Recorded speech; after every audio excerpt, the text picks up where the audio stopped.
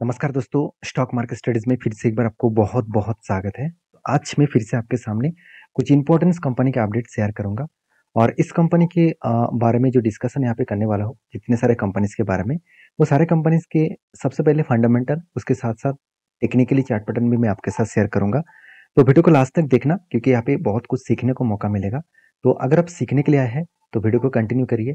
अगर आप टिप्स के लिए आए हैं, तो ज़रूर वीडियो को देखिए क्योंकि आपको सीखना ही पड़ेगा क्योंकि सीख कर काम करेंगे तो किसी का हेल्प लेने का जरूरत नहीं पड़ेगा। तो चलो देख लेते हैं कौन सा कंपनी है इस वीडियो के अंदर। फर्स्ट जो कंपनी है उसका नाम है बजाज फाइनेंस। देखिए बजाज फाइनेंस एक फाइनेंस इंडस्ट्री से बिलोंग करते हैं और सभी जानते हैं बजाज फाइनेंस एक एनबीएफसी भी है। और एक बात मैं आपको बताना चाहूंगा कि बजाज फाइनेंस के ऊपर टक्कर लेने के लिए कोई आ चुके हैं, वो है रिलायंस। रिलायंस का जो जियो फाइनेंस मार्केट में लिस्टिंग भी हो चुके हैं और देखा जाए तो जियो फाइनेंस के ऊपर जितने सारे लोगों का कहना है कि जियो फाइनेंस फ्यूचर में एक बजाज फाइनेंस को टक्कर दे सकते हैं। देखिए, कहने पे तो बात तो गलत भी नहीं है क्योंकि रिलायंस के पास बहुत ज़्यादा पैसा भी है, तो उस पैसे से वो कुछ भी कर सकते हैं। फिर भी बजाज ग्रुप को कोई छोटा-मोटा ग्रुप मत समझ लेना। बजाज ग्रुप भी कोई छोटे-मोटे ग्रुप नहीं है। इसका अलग-अलग कैटेगरीज़ के कंपनी है, अलग-अलग डाइवर्सिफ़िकेशन बिज़नेस है और हर बिज़नेस प्रॉफ़िटेबल में है। ज़्यादा से ज़्यादातर बिज़नेस प्रॉफ़िटेबल में है। बजाज ग्रुप के फाइनेंस कंपनी की ही दोनों कंपनी देखने को मिलेगा। एक बजाज फाइनेंस, दूसरा बजाज फिनसर्व। तो बजाज फाइनेंस कोई छोटे-मोटे कंपनी है, 4,30,000 करोड़ के आसपास मार्केट कैप है। और जो लोग ये बता रहे हैं कि रिलायंस इसको टक्कर दे पाएँगे, तो उसके बाद भी मैं फेल नहीं सकता क्योंकि एक बड़ा रिपोर्ट भी आ चुके हैं रिलायंस की तरफ से। चलो वो मैं आपको सबसे पहले दिखा देता हूँ। तो देखिए एक रिपोर्ट के माध्यम से ये पता चल रहा है कि मुकेश अंबानी रुपीज़ 1,20,000 करोड़ बजाज फाइनेंस देख सकते हैं राइवल में raise 10,000 crore in talks with, मतलब ये बताया जा रहा है कि मतलब इस बात से एक बात तो क्लियर हो रहा है कि बजाज फाइनेंस के थोड़ा-सा तो प्रेशर देखने को मिलेगा क्योंकि रिलायंस अगर इस तरीके से इन्वेस्टमेंट और इस तरीके से फंडिंग को ऐड करते रहेंगे बिजनेस के ऊपर, तो एक अलग लेवल का ग्रोथ देखने को मिल सकता है। तो मैं ज़रूर कहूँगा बजाज फाइनेंस के ऊपर फोकस होना चाहिए क्योंकि बजाज फाइनेंस कोई छोटे-मोटे कंपनी है। देखिए टक्कर में हमेशा नंबर 1, नंबर 2 तो रहेगा ही। तो नंबर 2, नंबर 1, नंबर 3 इस तरीके से जो हम लोग स्कूल में पढ़ते थे, तो रोल नंबर में हमेशा इस तीनों व्यक्ति का बहुत ज़्यादा कॉम्पिटिशन हुआ करता था। बेसिकली नंबर 1, नंबर 2 में कॉम्पिटिशन हुआ करता था। अभी फिलहाल का जो सिचुएशन है, आप देखेंगे तो बजाज फाइनेंस नंबर 1 है, बजाज फिनसर्व नंबर 2 में है और जियो फाइनेंस नंबर 3 में है। मान ही लेता हूँ कि बजाज फाइनेंस फिनसर्व को वो ओवरटेक करेंगे, तो बजाज फाइनेंस को ओवरटेक करने के लिए उसको बहुत ज़्यादा मेहनत भी करना पड़ेगा। अभी देखा जाएगा क्या होने वाला है कि फिर भी बजाज फाइनेंस का जो बिज़नेस स्ट्रैटेजीज़ उसका मैनेजमेंट टीम इतना स्ट्रॉन्ग है, आप सिर्फ यही चीज़ को देखकर समझ में आ जाएगा।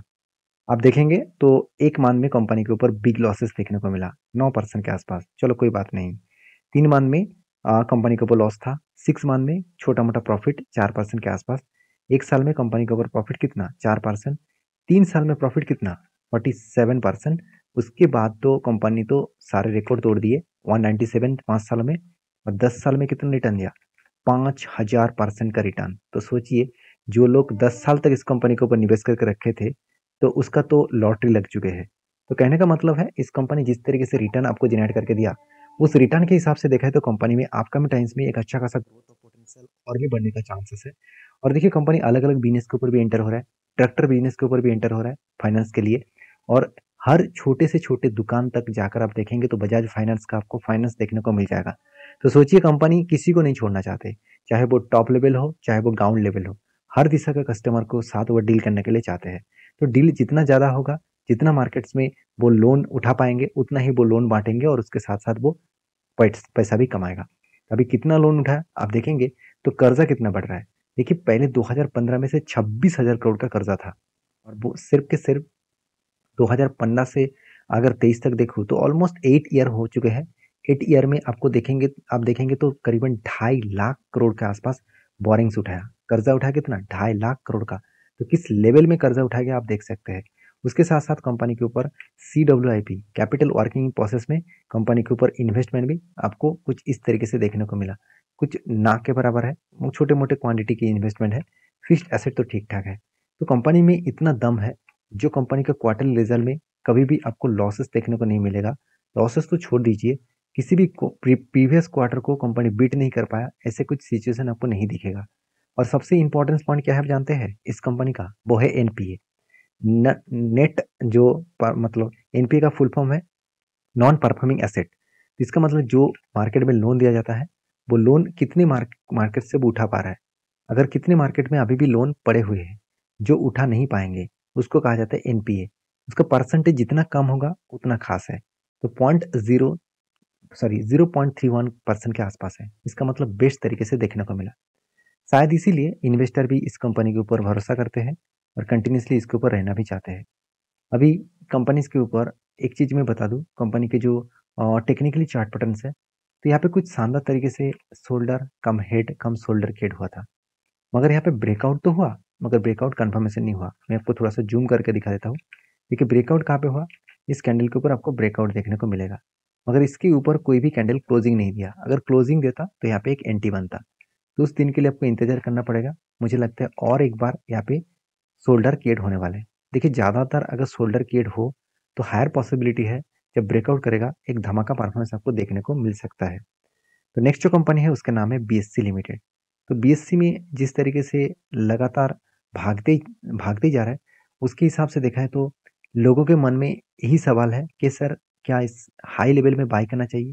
देखिए मैं बहुत बार बोल चुका हूँ, वॉरेन बफेट जी ने एक बात कही है कि अगर आप इन्वेस्टर बनना चाहते हैं, अगर ट्रेडर बनना चाहते हैं, कुछ भी बनिए, हमेशा आपको डिस्काउंट प्राइस में माल खरीदना होगा। और इसका मतलब ये नहीं कि आप पेनी स्टॉक के ऊपर 100 रुपये में चल रहा था आज 1 रुपया चल रहा है तो डिस्काउंट मिल रहा है आपको 100%, तो आप 90% तो आप माल खरीदारी कर लेंगे, बिल्कुल नहीं। अगर कंपनी का फंडामेंटल फाइनेंशियल मैनेजमेंट सब कुछ ठीक है, उसके बाद कंपनी के ऊपर अगर डिस्काउंट प्राइस में आपको शेयर देखने को मिला है तो जरूर सोचना उस कंपनी के ऊपर कुछ ना कुछ बड़ा होने का चांसेस है। तो उस कंपनी के ऊपर आपको डिस्काउंट प्राइस में खरीदना है। तो क्या बीएससी अभी डिस्काउंट दे रहा है? बिल्कुल नहीं। आज बीएससी टॉप लेवल में है। अगर बीएससी के बारे में मैं टेक्निकली चार्ट पैटर्न के बारे में बात करूँ तो देखिएगा किस लेवल तक कंपनी आगे बढ़ चुके हैं। तो जब मैं इस कंपनी के ऊपर बहुत नीचे से काम करना स्टार्ट किए और जो मेरा पुराना सब्सक्राइबर है उसको भी पता है मैंने कहाँ कहाँ पे आपको लेवल मेंशन किया, जिस लेवल को आपको वॉच करने के लिए बोला और स्टडी करने के लिए बोला। तो आप देख सकते हैं शोल्डर कम हेड बना था, sorry cuff with hand patterns बना था, ब्रेकआउट हुआ और धमाका तरीके से टारगेट भी अचीव हुआ।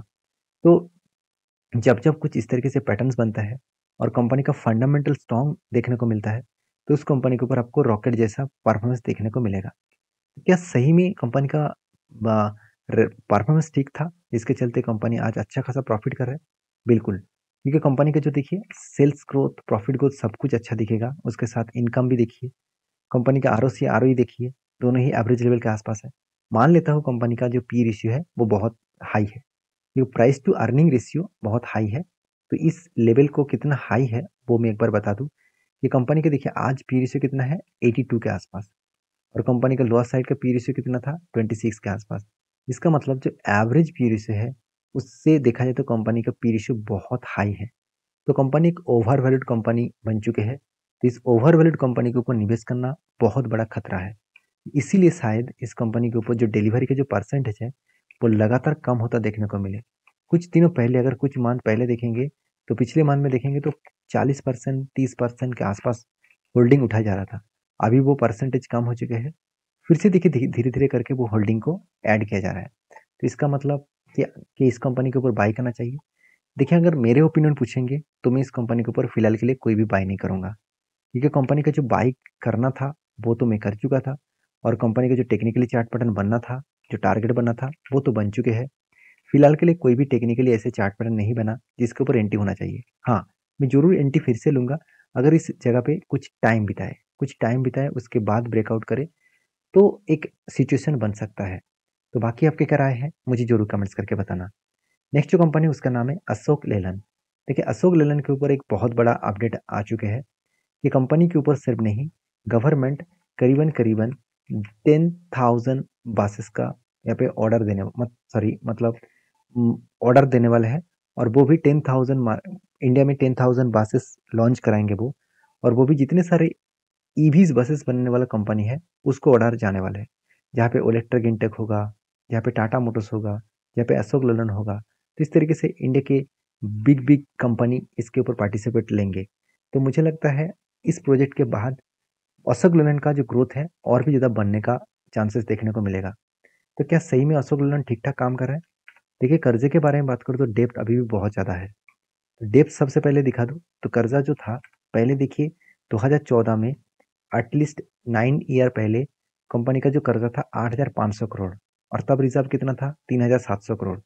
आज देखिए रिजर्व तो बढ़ा मगर उससे कई गुना ज़्यादा कंपनी का कर्जा बढ़ चुका है, करीबन 34,300 करोड़। तो सोचिए जो 8,000 करोड़ का टोटल यहाँ पे कंपनी का रिजर्व देखने को मिला था और कंपनी का बोरिंग्स देखिए 34,000 करोड़ के आसपास देखने को मिला। उस सिचुएशन के हिसाब से बात करूँ तो कंपनी के ऊपर अभी जो सिचुएशन देखने को मिला वो ज़्यादा है, कंपनी का कर्जा बहुत ज़्यादा है। अभी कर्जा किस बेसिस में लिया वो देखना बहुत इंपॉर्टेंस है। देखिए दो तरीके का कर्जा होता है, एक लॉन्ग टर्म एक शॉर्ट टर्म। शॉर्ट टर्म मतलब मान के चलिए 6 मंथ के लिए कर्जा लिया, उसको कहा जाता है शॉर्ट टर्म।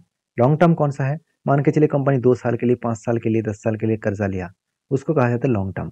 तो कंपनी ज़्यादा से लॉन्ग टर्म कर्जा इसीलिए लिया क्योंकि कंपनी को जो प्रोजेक्ट मिला वो 1 साल के अंदर वो कंप्लीट नहीं कर पाएंगे। तो 1 साल के अंदर अगर कोई शॉर्ट टर्म में कर्जा ले लेता तो उसका तो इंटरेस्ट तो गुण मतलब देना पड़ता, तो कंपनी का ही तो लॉस होता। तो इसलिए कंपनी क्या किया, लॉन्ग टर्म के लिए लिया। और वो भी देखिए कंपनी को प्रोजेक्ट कितना मिला, 4,000 करोड़ के आसपास, 4,400 करोड़। और कंपनी प्रॉफिट कितना कमाया, कंपनी प्रॉफिट कमाया 2,000 करोड़। तो सोचिए कंपनी को जितना प्रोजेक्ट मिला उतना तो हाथ में पैसा नहीं है, तो उसके लिए कंपनी क्या किया, कर्जा उठाया। तो सारे पॉइंट्स में इस डिटेल्स में आपके साथ इसीलिए शेयर करता हूँ क्योंकि आपको कभी भी डाउट ना हो कि जब आप खुद रिसर्च करेंगे तो आप पे कौन सा चीज़ों को देखना चाहिए। देखिए सिर्फ यही सारे चीज़ देखकर ही आप निवेश करेंगे तो आप कहेंगे कि मुझे सर प्रॉफिट मिल जाएगा, ऐसे होगा नहीं। आप जब जब मार्केट में काम करने के लिए जाएंगे तो बहुत सारे अपडेट्स आपको देखना पड़ेगा, मार्केट रिलेटेड, न्यूज़ रिलेटेड।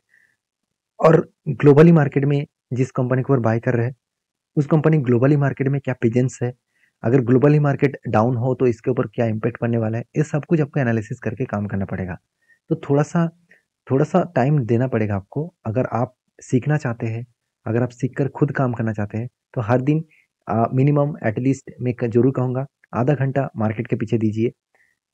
कोई भी काम हो, आप कोई भी जॉब कर लीजिएगा, कोई भी मतलब कोई भी आप बिजनेस करते हैं तो शाम में आकर आधा घंटा से 1 घंटा आप टाइम इसके ऊपर दे देंगे तो आपका में 10 ईयर में आपको 10 टाइम्स रिटर्न जरूर मिलेगा।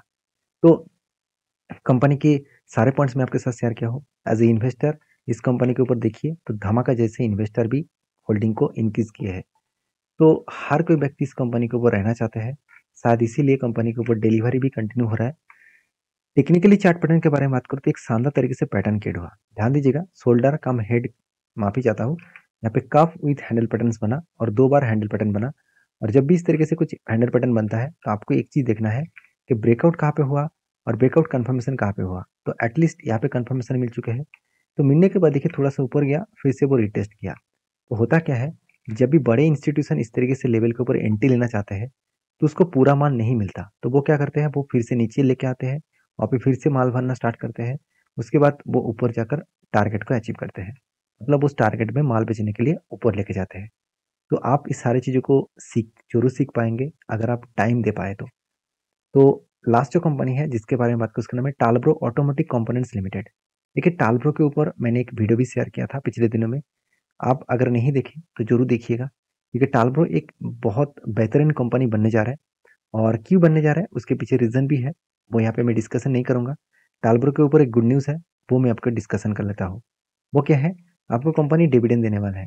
तो देखिए आप कहेंगे सर 0.20 के आसपास डिविडेंड, करीबन 20 रुपीज़ के आसपास, 20% के आसपास डिविडेंड, तो इतने छोटे डिविडेंड लेकर क्या करूँ। कंपनी का प्राइस तो देख लीजिए 300 रुपीज़ के आसपास है, तो जितना प्राइस छोटा उतना कंपनी का डिविडेंड भी छोटे। तो फिर भी कंपनी 0.19% के आसपास डिविडेंड यील्ड लेकर चल रहा है। तो बाकी आप समझदार है, समझदारी से काम लीजिए। मेरा काम था आपको इन्फॉर्मेशन शेयर करना, आपका काम है उस इन्फॉर्मेशन को वेरीफाई करके काम करना। ब्लाइंडली किसी भी मेरे बात सुनकर भी निवेश नहीं मत करिएगा। तो वीडियो में अगर जानकारी अच्छा मिले तो प्लीज़ लाइक करना, दोस्तों के साथ भी शेयर करना। मिलते हैं नेक्स्ट वीडियो में, तब तक के लिए अच्छे से रहिए, अपने ख्याल रखिए, धन्यवाद।